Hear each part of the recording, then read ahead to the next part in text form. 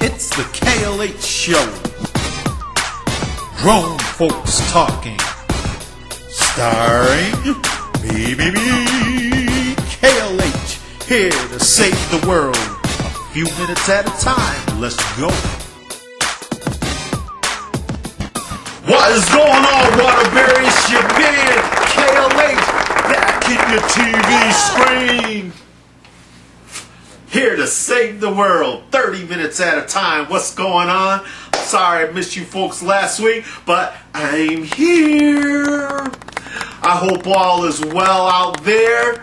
Let's see what's going on. We're going to do another kind of freestyle joint. Couple things on my mind that I wanted to talk to you folks about. Let you know where I'm at. And as always, if you have any questions, concerns, you agree, disagree, whatever, please hit me on the blog, klhshow.blogspot.com.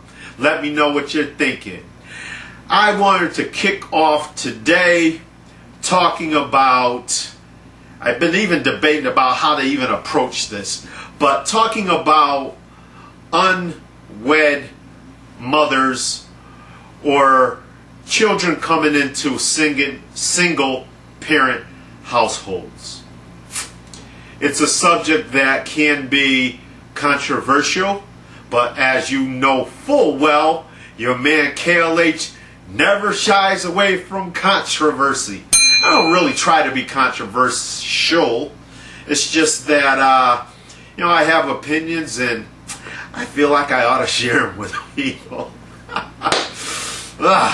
Anyways, children coming into single parent households.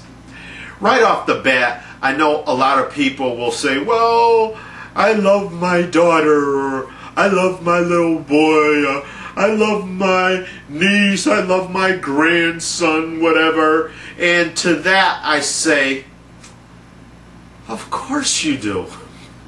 You're supposed to. All of us understand that.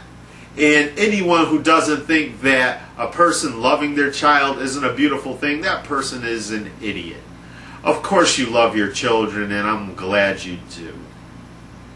With that said, there's a problem with children in the numbers they are coming into single parent households. And the problem is this. More often than not, certainly too often, let's put it that way,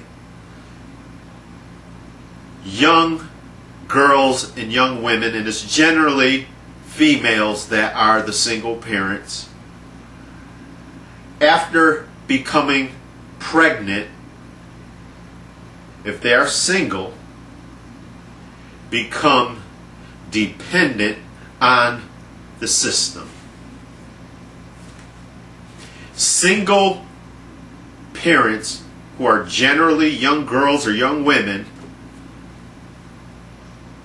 who become pregnant, generally become dependent on the system for support.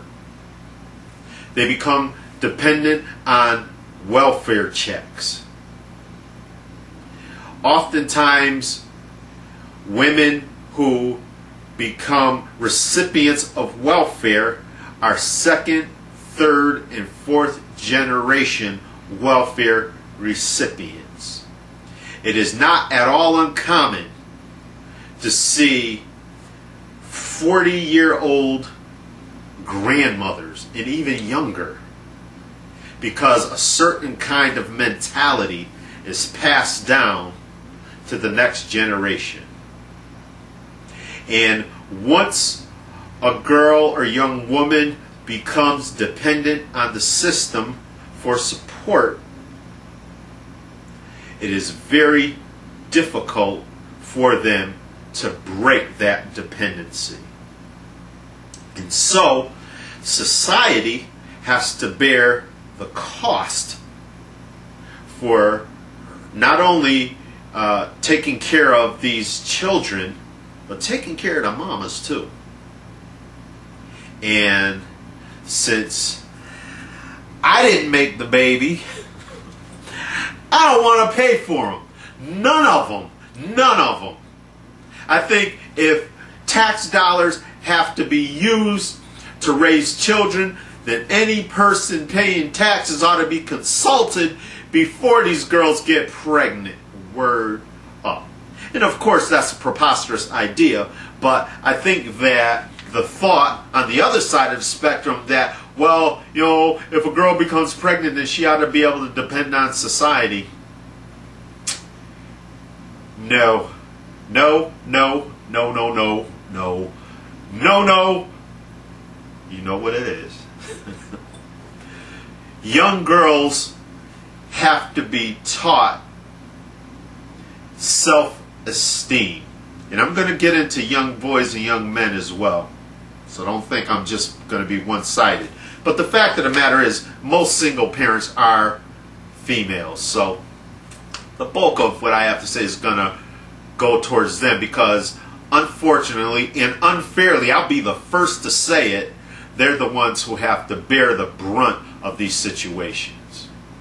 So young girls have to be taught self-esteem. They have to be taught that they are worth more than to just be a piece of ass. I'm going to talk real plain today. Word up. They have to be taught that they are more than that. They have to be taught that they are worthy of commitment. They have to be taught that they are worthy of love. They have to be taught that they are worthy of respect. They have to be taught that they are worthy of being courted. That's something you don't see enough of today, especially with young folks. They have to be taught that they are worthy of a young man taking them out to dinner, picking them up at their house in a car, opening the door for them, treating them with respect. Too often, young girls are settling. They are settling for these little young wannabe players, these little wannabe thugs, because that's what they see out there when they go to their little clubs, when they go to school. They see these wannabe young boys, and they feel like that's all they're worth, because they haven't been taught differently.